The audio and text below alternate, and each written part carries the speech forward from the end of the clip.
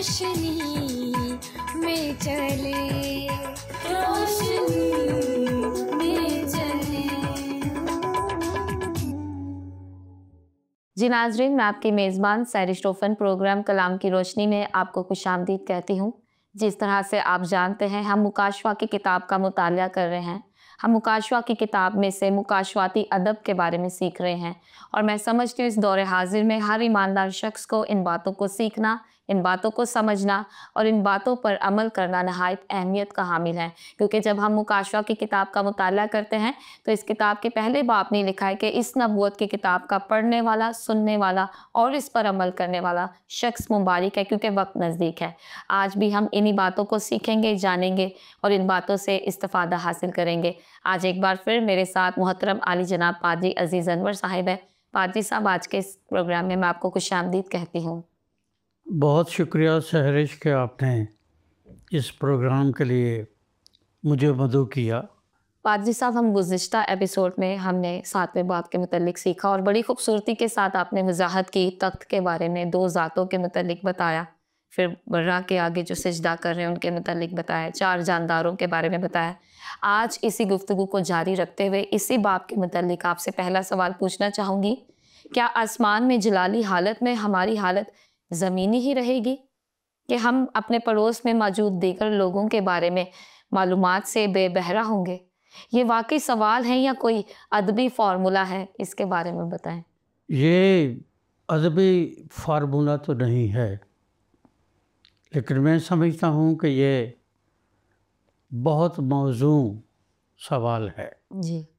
क्योंकि लोग जो मसीही हैं वो और गैर मसीही जी। आने वाली ज़िंदगी या आक़िबत के बारे या दूसरे आसान लफ्ज़ों में जन्नत और फिरदौस के बारे जी। मुख्तलिफ नज़रियात और ख़यालात रखते हैं। सही। लेकिन ये बिल्कुल मैं समझता हूँ कि हर ईमानदार के लिए जानना ज़रूरी है कि खुदा का पाक कलाम जो है हमारी आने वाली ज़िंदगी या आक़िबत के बारे क्या बताता है और क्या नहीं बताता है। बर्रा जो है वो तख्त पर बैठा हुआ है, खुदा और बर्रा उस पर बैठे हुए हैं। तो मैं आपको उसकी तरतीब बता रहा था जी। अगर आप उस तरतीब से थोड़ा सा वाकिफ़ हो जाए तो फिर आपका ये सवाल जो है वो बड़ी आसानी से हल हो जाता है। सही। तो जब हम इसका मुताला करते हैं तो यहाँ भीड़ के लिए लफ्ज़ बड़ी इस्तेमाल किया गया है। जी। बड़ी से मुराद ये है कि जिसका शुमार नहीं हो सकता। सही। दूसरा मैंने आपको बताया था कि ना सिर्फ शुमार नहीं हो सकता, बल्कि दूसरी बात यह है कि दुनिया की तमाम अक़वाम, कबीले, अहले ज़ुबान, रंग और नस्ल के लोग उसमें शामिल हैं। बड़ी अहम बात यह है कि वो सब के सब बुलंद आवाज़ से या बड़ी आवाज़ से सही। खुदा की तारीफ़ कर रहे हैं और वो उसकी सिताइश करते हैं। जी। लेकिन उसका दूसरा पहलू ये है कि फरिश्ते भी यही करते हैं, लेकिन यहाँ खुदा के तख्त के सामने फरिश्ते जो हैं वो मुंह के बल गिरकर सजदा करते हैं। और आप पूरी बाइबल मुक़द्दस का मुताला करके देख ले, जो इबादत गुज़ार लोग हैं उनके बारे जगह जगह बाइबल मुक़द्दस में आया है कि वो नंबर 1 गिरते हैं जी, नंबर 2 सजदा करते हैं।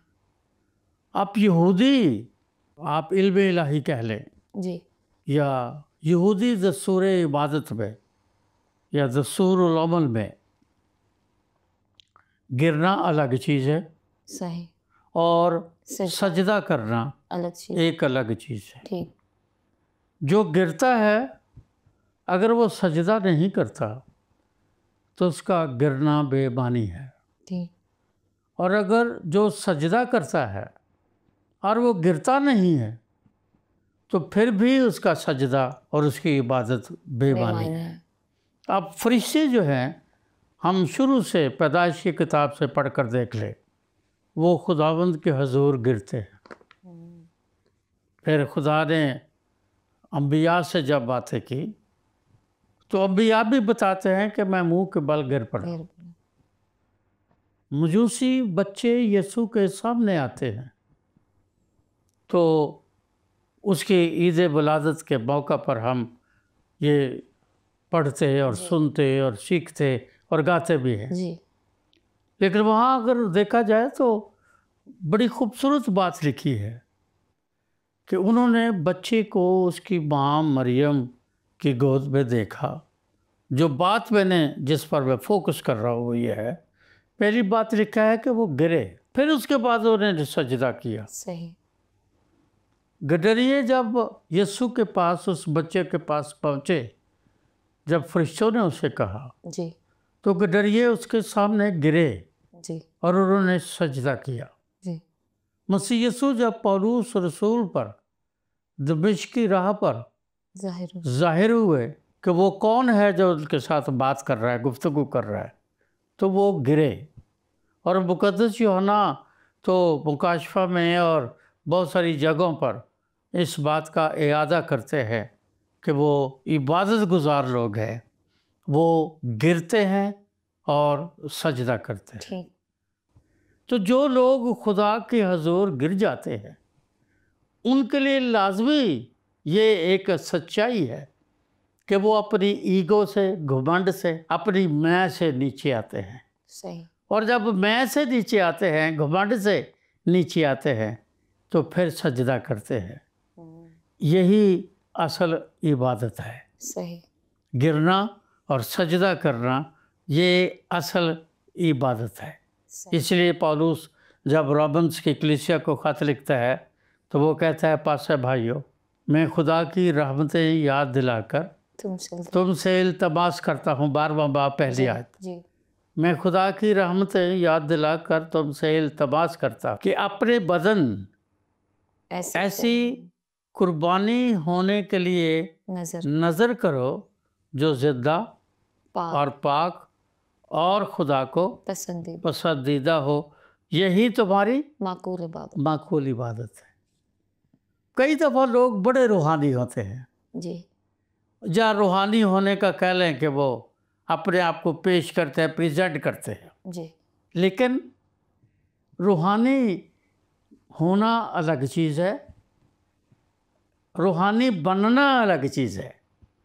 और पौलुस रोमन की कलीसिया को यही कहता है, रोमियों को, कि अपने बदन नज़र करो। रूह की बात नहीं कर रहा, अपने बदन नज़र करो, ये तुम्हारी माकूल इबादत है। अब इस भीड़ ने जब ये किया तो फिर उसके बाद लिखा है फरिश्तों ने ये किया, और फरिश्तों ने भी उसको, वो तो हमेशा से खुदा को गिर कर सजदा करते हैं जी।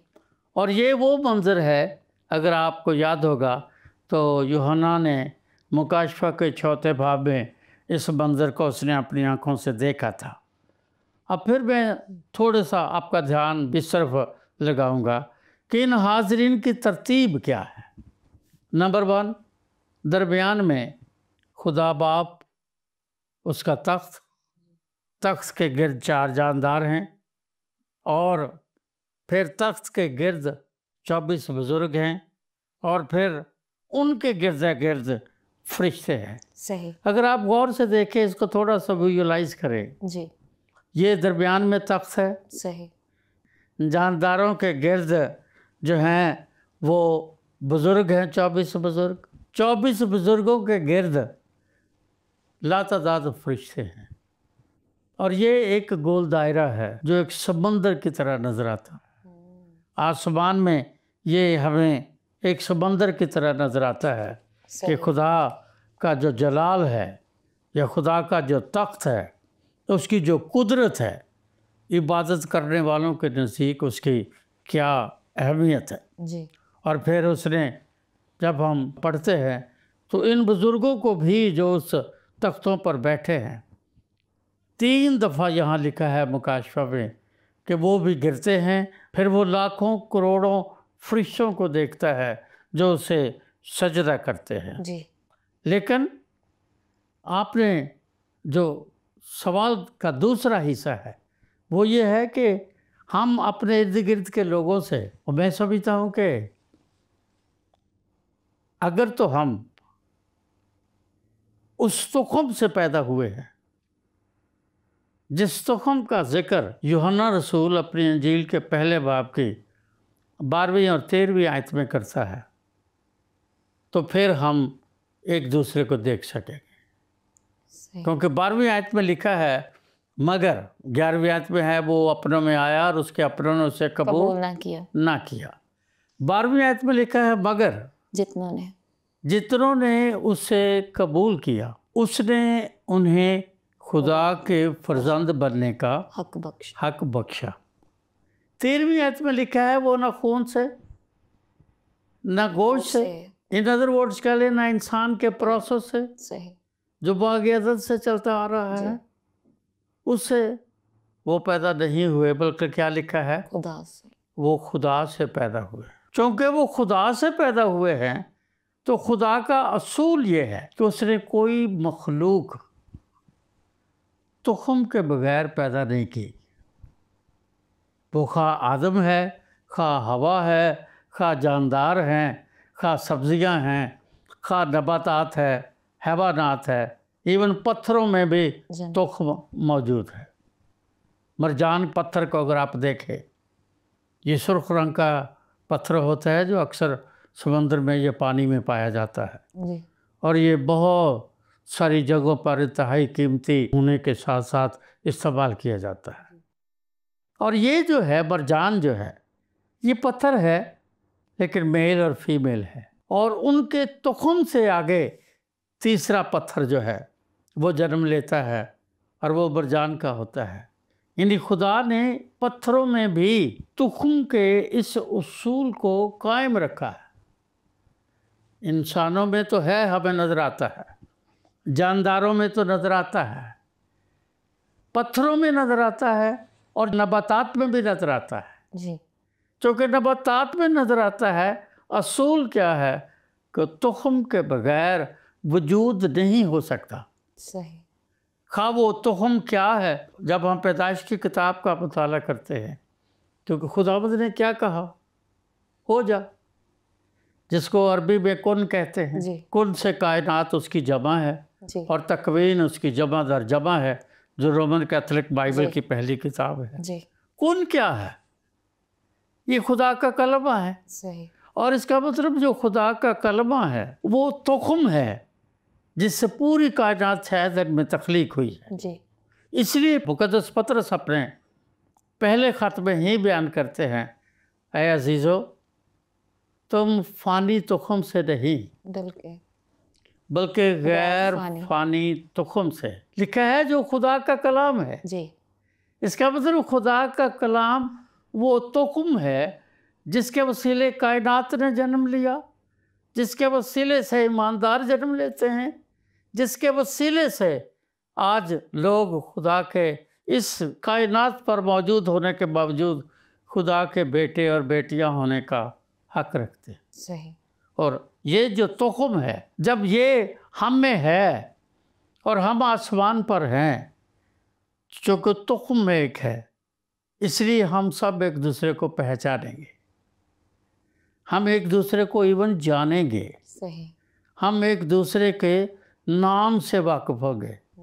जब हम लूका की इंजील का मुताला करते हैं तो आप उसके 16वें बाब की 19वीं आयत से वहाँ एक कहानी लिखी है कि 2 लोग थे, गरीब लाज़र, एक अमीर आदमी था जो हर रोज़ अपना पार्टीज करता, महीन और अरगवानी कपड़े पहनता।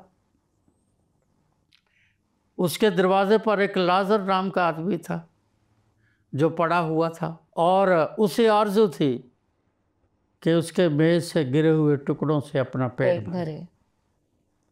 यहूदी या उस दौर के जो दौलतमंद लोग थे वो बखोरे में हाथ साफ, खाना खाने के बाद हाथ साफ करने से पहले वहीं से रोटी उठाते थे और रोटी से अपने हाथ और उंगलियां साफ करते थे। वो रोटी फेंक दी जाती थी, गरीबों को, लाचारों को, कुत्तों को इधर उधर डाल दी जाती थी। वही रोटी उस लाजर को मिलती थी। लिखा है कि लाजर मर गया, मर गया। और अगर आप उसको पढ़ेंगे तो वहाँ लिखा है लाजर मर गया और फरिश्तों ने ले जाकर उसे बाप रे। इब्राहिम की गोद में डाल दिया। जी।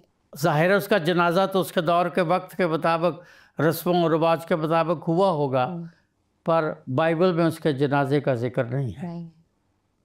अमीर आदमी मर गया और लिखा है दफन हुआ। लाजर के बारे नहीं लिखा कि वो दफन हुआ। हुआ। वो दफन हुआ जी। और फिर वो जब वो आसमान पर उसने अमीर आदमी ने देखा कि लाजर ये वही है, तो इसका मतलब उसका कॉन्शियस काम करता है, उसका शऊर जो है या चीज़ों को या इंसानों को पहचानने वाला शऊर काम करता है। और उस शऊर से उसको मान अच्छा ये इब्राहिम है। वो सारी ज़िंदगी यशी में गुजारता है। अब जब वो अजाब में पड़ा है तो फिर उसे याद आता है इब्राहिम वो ईमानदारों का बाप है, वो जानता है। अब वो अपने उस रिलीजनिज्म को, उसकी एक शेक को इस्तेमाल करता है। उसने सारी ज़िंदगी इब्राहिम को अपना बाप नहीं कहा, पर आज उससे चूँकि काम है, ज़रूरत है, वो कहता है ऐ बाप इब्राहिम। जैसे हमारे लोग जब ज़रूरत पड़ती है तो फिर बड़ी दुआएं, बड़े रोज़े, तो बड़े हदिये, तो बड़ी दयाकी, तो बड़े काम, तो बड़ा सफ़र, कभी कभी कहीं कभी कहीं। जब ज़रूरतें ख़त्म हो गई, बंदा ठीक हो गया, उसके बाद खुदा कौन तो हम कौन। अब उसने कितनी उम्र थी ये नहीं लिखा, लेकिन उसने पहचाना कि ये इब्राहिम है। फिर उसका कॉन्शियसनेस को ये भी बताया कि ये बाप है ईमानदारों का। फिर उसके शऊर ने उसको ये भी बताया अच्छा ये तो लाजर है। फिर वहाँ पर एक बड़ी अहम बात है, उसने इब्राहिम से कहा कि मेरी ज़ुबान खुश्की की वजह से, प्यास की वजह से तालू से चिपक गई, इसको लाजर को भेज। इसका मतलब वो अपनी जिबिलत का इजहार भी करता है। प्यास और भूख और रोना धोना, खुशी गम, ये इंसान की जिबिलत है। ये उसकी नेचर हम नहीं कह सकते, ये उसकी जिबिलत है, क्योंकि फितरत में और जिबिलत में फ़र्क है। ये उसकी जिबिलत है। और जिबिलत जब ऊद कर आती है, वो प्यासा है, तो कहता है कि इसको भेज। ये अपनी उंगली मशवरा देता है। इसका मतलब उसके पास मशवराती जहन मौजूद है। सही। और वो मशवरा देता है कि इसको कहे उंगली का पोर भगो के मेरी ज़ुबान पर लगा। फिर उस सारी गुफ्तगू को अगर आप देखें जो 16वें बाब में दर्ज है, तो वहाँ वो ये भी कहता है कि इसको भेज, किसी और को भेज, ये कर, मेरे 5 भाई और है, ये वो।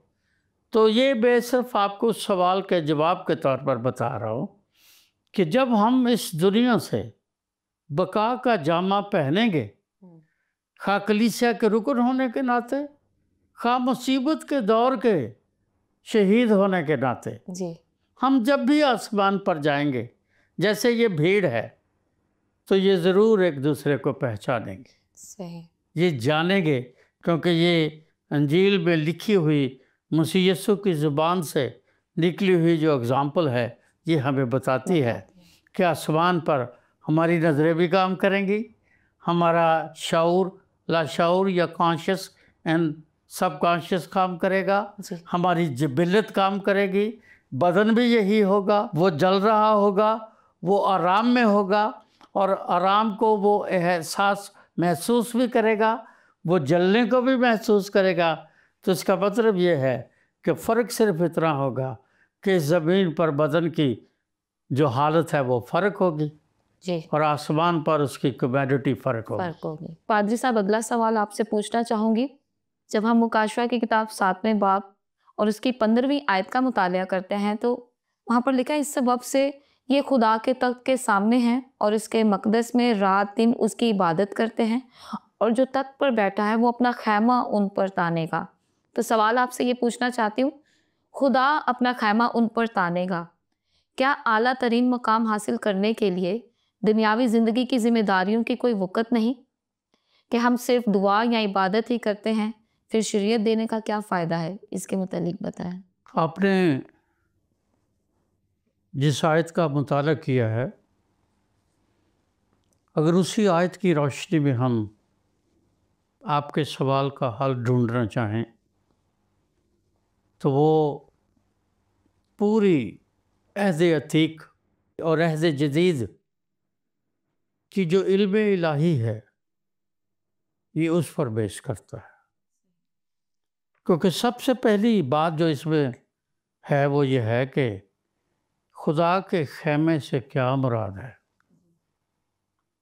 क्योंकि खैमा है तो वो तानेगा। अब इसका मतलब यह है कि खैमे के बारे जानना ईमानदार के लिए ज़रूरी है, या जो बाइबल का मुताला करते हैं उनके लिए ज़रूरी है कि वो खैमे से वाकिफ़ हों। आपको मालूम होगा कि जब बनी इस्राएल कौम मुल्क मिस्र से निकले और वो समंदर से पार आए और बियाबान में जब वो थे जी।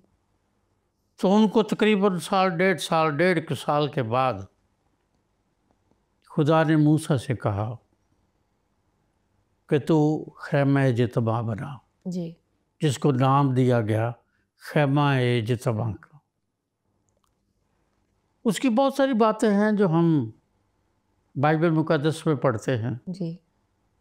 पहली बात को उस खैमा जितबा का नक्शा, ईच एंड एवरीथिंग, इवन घंटियाँ, उसके पर्दे, उसकी डोरियाँ, उसके जो कुछ उस खैमा जितबा के अंदर था, खुदावंद आसमानी बाप ने ड्रा करके जी। अपने बंदा बुजुर्ग मूसा को दिया था। जी। मूसा इसके बावजूद रिलेक्टेड था, वो नहीं चाहता था। कहने लगा कि ये जो पच्चीकारी का काम है, जो कंदाकारी का काम है, ये जो इतना खूबसूरत आर का काम है, मुझे तो मालूम ही नहीं ये कौन करेगा। खुदा ने उसे कहा इस भीड़ में ऐसे लोग रखे हुए हैं, ये उनके नाम वहाँ दर्ज है, उन लोगों के पास जा और वो इसमें तेरी मदद करेंगे। मूसा इसके बावजूद खैमा जितबा बनाने के हक में नहीं था, पर खुदा इस हक में था। हालांकि खुदा की हजूरी 24/7 उनके दरमियान थी, रात को आग के सतून में, दिन को बादल के साया में। खुदा 24 घंटे उनके दरमियान मौजूद था। लेकिन खुदा की ना तो वो इबादत करते थे, ना खुदा उन पर जाहिर होता था। उनकी तो गर्ज इस बात से थी कि उन्हें खाने को रोटी मिले, जी, पीने को पानी मिले। और लिखा है कि 40 साल तक ना उनके कपड़े फटे, ना जूतियाँ टूटी। अब इन सारी मौजसाती बातों से मिस्र में 10 आफतों के को अपनी आंखों से देखकर चश्मदीद गवाह होने के बावजूद समुंदर उनकी आंखों के सामने 2 टुकड़े हुआ।